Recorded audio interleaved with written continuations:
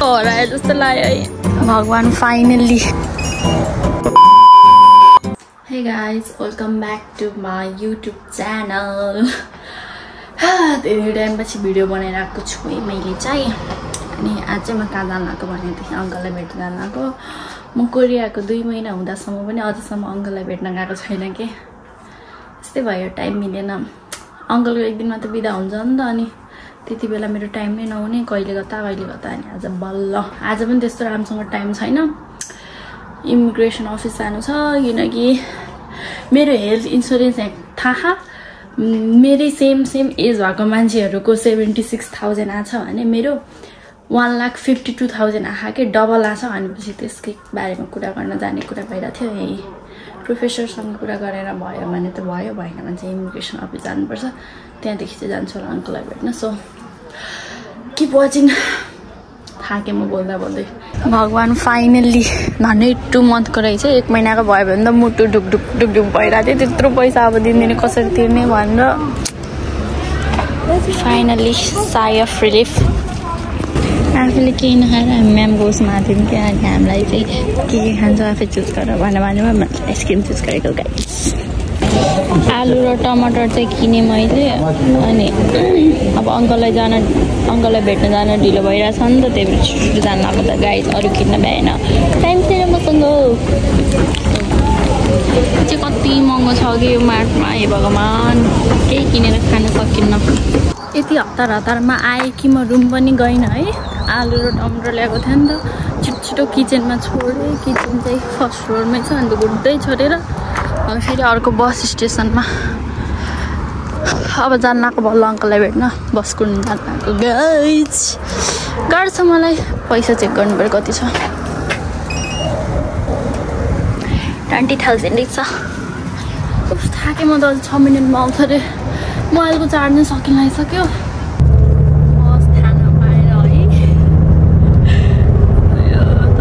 बस भेटाएँ। कुन बसमा चलेछु। बस चेन्ज गर्नु पर्दो रहेछ। त्यो म जानुपर्ने ठाउँसम्म पुगेन भने त तनाव हुन्छ मलाई। फर्किनु पर्यो त्यसको गाउँ गाह्रो छ मलाई। यति 20 मिनटसम्म त बसै कुरेको कि बसै आउँदैन हो गाइस। म त हराए जस्तो लाग्यो है। बसै आउँदैन त के भएको यस्तो भगवान। तनाव परिसक्यो मलाई। अब एउटा बस चेन्ज गऱ्यो भने बल्ल जान्छु कि म जानुपर्ने ठाउँमा, होइन? बसै आउँदैन बा। ज्वरो आउला जस्तो भइसक्यो मलाई। यहाँ त बसको पनि देखाएको छैन के। कुन बस आउँछ भन्न तनाव परिसक्यो। त मर्छु क्या छ। फाइनली गाइस बस आयो। म धन्नै आँटेको थिएँ। म त घर फर्किन्छु जस्तो लागेको थियो। अङ्कल पुगिसक्नु भएको रहेछ होइन। अझै मलाई आधी घन्टा लाग्छ।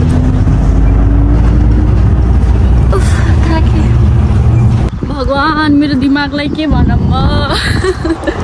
म जानुपर्ने ठाउँ नआउँदै म झर्दिएको कि यति लामो हिँड्नु पर्छ नि। अब यति टाढा देखाएर कहाँ गएर मरम।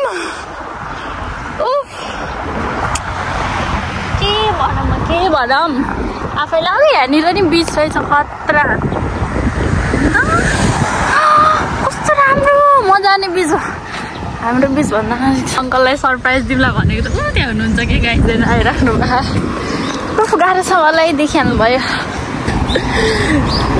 त्यही रियाक्सन हेर भाइ कस्तो हुन्छ।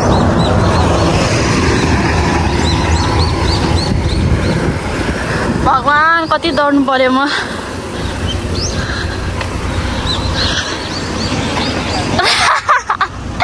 के छ गाइज?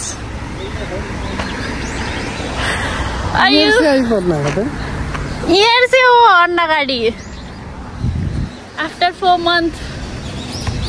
months। अरे कहना क्या चाहते हो? Look at the view। मस्त चलता जिंदगी। मस्त चल्थ्यो। म चाहिँ सिनियर ग्रुप खोजेको त।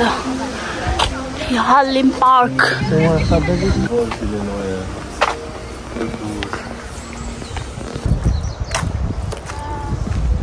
tulips.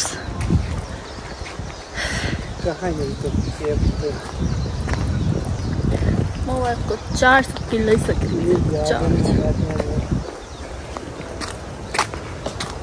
यो कुवा होला भन्ने ठानेको ताराबाट हेर्दाखेरि के रहेछ हेर्नु त, कस्तो खतरा है। अनि यो रुख चाहिँ कति हामी बस्ने ठाउँ भन्दा यो चाहिँ खतरा रहेछ गाइस। हेर्नु न निलो पानी देखेछ, यो चाहिँ अर्को टापु है। So this view is good. अनि पछि मेरो मोबाइलको 400 किलो तिम्रो हामी जल्लाको। सो त्यही हो गाइस। ओ माय गॉड पानी।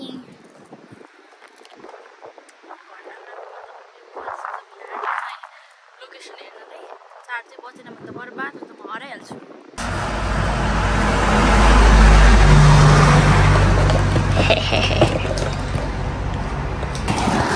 मेरो मोबाइल स्विच अफ हुन आँटेछ, 7% छ। भगवान् धन्नै, मैले त सोचिरहेको थिएँ कि म हराएँ भनेर। आमामा यस्तो डर लागिरहेको थियो नि गाइस, के भनौँ। अघि न म यही ठाउँमा रोकिएको थिएँ कि मैले त्यो दुईटा फुल देखेर बल्ल थाहा भएको है, न त म सोचिरहेको थिएँ अब हराएँ भनेर। गड, अब यहाँदेखि कुन बस जान्छ भनेर मैले थाहा पाइसकेको छु। अब पुगिहाल्छु। मेरो मोबाइल स्विच अफ पनि हुनसक्छ है। यो घरसम्म पुग्छ कि पुग्दैन थाहा छैन। 24 मिनटमा म आउँदाखेरि 255मा आएको, 24 मिनटमा आउँला। Thank God. वरना मैं क्या करती, मोबाइलमा चार्ज पनि थिएन, चार्ज पनि बोकेको थिएन क्या। आज के दिन झन् पनौती लाग्यो। न त अझै 6 बजीतिर 5-6 बजीतिर हिँड्छु भनेर सोचेको थिएँ। अनि चार्ज नै सकिन्न नि त। अनि पछि लोकेसन हेर्नुपर्छ भनेर अनि जान्छु भनेर आएको। एकैछिन मात्रै बसेँ। अङ्कलले चक्लेट किनिदिनु भएको, बिस्किट किनिदिनु भएको थियो मलाई। त्यो बिस्दै मैले गाडीमा। भगवान् मेरो दिमाग फुस्किसक्यो कि अब अहिले त्यो लाएर बसेको त अहिले याद आयो कि म के गरौँ। फाइनली रुममा आएँ गाइस। म बाल हराउनुबाट बचेर मोबाइल पनि चार्ज बचेको कि 5% छ। अब मोबाइल चार्ज गर्छु। भयो मेरो भिडियो यतिसम्म। के सोचेको थिएँ मैले, कस्तो राम्रो भिडियो बनाउँछु भन्ने सोचेको थिएँ। मोबाइल चार्ज नभएर टिकटक पनि बनाएँ, राम्रो फोटो पनि खिचेन। त्यही हो। Bye bye. Thank you so much for watching. Keep loving, keep supporting.